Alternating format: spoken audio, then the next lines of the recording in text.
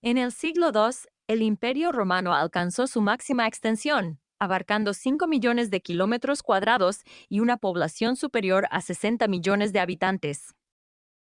El emperador Trajano, en el 117-12, celebró la unidad del imperio ante el Senado, destacando su poder militar y la prosperidad de sus provincias. La vasta red de vías, como la Vía Apia, permitía mover legiones y recursos rápidamente, pero también generaba enormes costos de mantenimiento. El edicto de precios de 301 buscó frenar la inflación galopante, pero la escasez de granos, la especulación continuaron deteriorando la economía. El asesinato de Alejandro Severo marcó el inicio de la crisis del siglo III, desatando una serie de golpes y usurpadores que desestabilizaron al imperio. Más de 20 usurpadores reclamaron el trono en 50 años, provocando guerras civiles que agotaron los recursos militares y fiscales del Estado. Para reforzar sus legiones, los emperadores empezaron a contratar mercenarios germánicos, creando una dependencia creciente de tropas foráneas y menos leales. Entre el 250 y el 312, el precio del grano se multiplicó por 10, provocando hambrunas y descontento entre la población urbana. Diocleciano creó la tetrarquía, dividiendo el poder entre 2 Augustos y 2 Césares, intentando estabilizar el imperio mediante una administración más distribuida. Los centros administrativos se bifurcaron, Milán para el occidente y Nicomedia para el oriente, aumentando la carga fiscal y la burocracia sobre la población rural. En el 312, la victoria de Constantino en el Puente Milvio consolidó su poder, permitiéndole reunificar el imperio bajo una sola autoridad. El Edicto de Milán en el 313 garantizó la libertad de culto al cristianismo, cambiando la relación entre Estado y religión en todo el imperio. Constantino fundó Constantinopla, trasladando la capital al este y desplazando el centro económico y militar, dejando al occidente más vulnerable. La nueva ruta comercial del Bósforo atrajo riquezas al oriente, mientras las provincias occidentales perdieron ingresos esenciales para la defensa y la administración.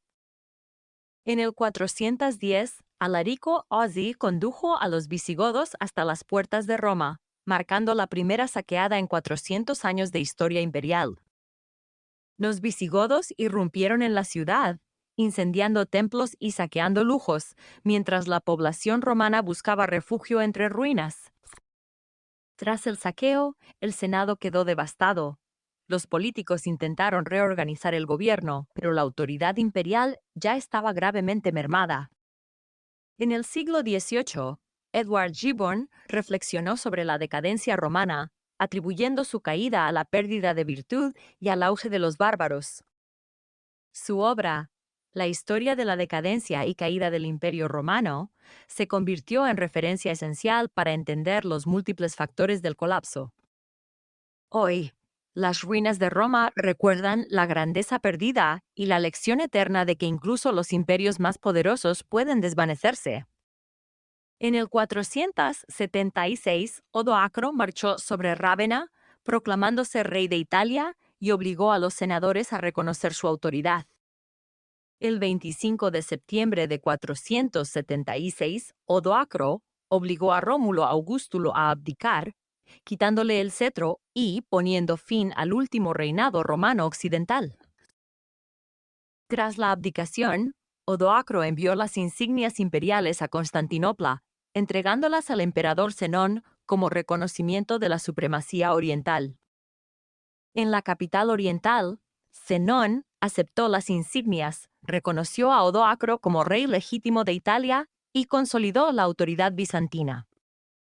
Odoacro mantuvo la estructura administrativa romana, preservó la recaudación fiscal y la legislación, evitando un vacío institucional inmediato. En la península, los visigodos extendieron su dominio, ocupando gran parte de Hispania tras la retirada del control central romano. Al noroeste, los suevos fundaron su propio reino en Galicia, consolidando una entidad política independiente del viejo imperio. En la Galia, los francos bajo Clodoveo tomaron el control, estableciendo la base del futuro reino francés. En el norte de África, los vándalos controlaban la costa, manteniendo una poderosa presencia naval y económica sobre el Mediterráneo. A diferencia de otros gobernantes, Odoacro rechazó la restauración de una corte imperial en Occidente, permaneciendo como jefe militar y civil. A comienzos del siglo VI, el emperador Justiniano Ush planificó la reconquista de Italia, iniciando la famosa Guerra Gótica. En 535, los bizantinos cruzaron el Adriático, desembarcando en el sur de Italia y comenzando la campaña contra los ostrogodos. La batalla de Capua, en 536, marcó una victoria crucial para los bizantinos, abriendo el camino hacia el norte de Italia. Entre 537 y 538, los bizantinos rodearon Roma, tomando la ciudad después de un intenso asedio que duró meses. A medida que la guerra se prolongaba, el desgaste financiero y humano debilitó tanto al imperio bizantino como a los reinos locales. En 493, Odoacro fue asesinado por el ostrogodo Teodorico, poniendo fin a su reino y alterando el equilibrio de poder en Italia. Tras la muerte de Odoacro, Teodorico estableció el reino ostrogodo, fusionando tradiciones germánicas con la herencia romana. Durante el reinado de Justiniano, se compiló el Corpus Juris Civilis, preservando el derecho romano para futuras civilizaciones. El latín y la Iglesia Católica conservaron la cultura romana, transmitiendo conocimientos a través de monasterios y escuelas medievales. La caída de Roma marcó el inicio de la Edad Media y dejó un legado jurídico y cultural que sigue influyendo en nuestras sociedades actuales.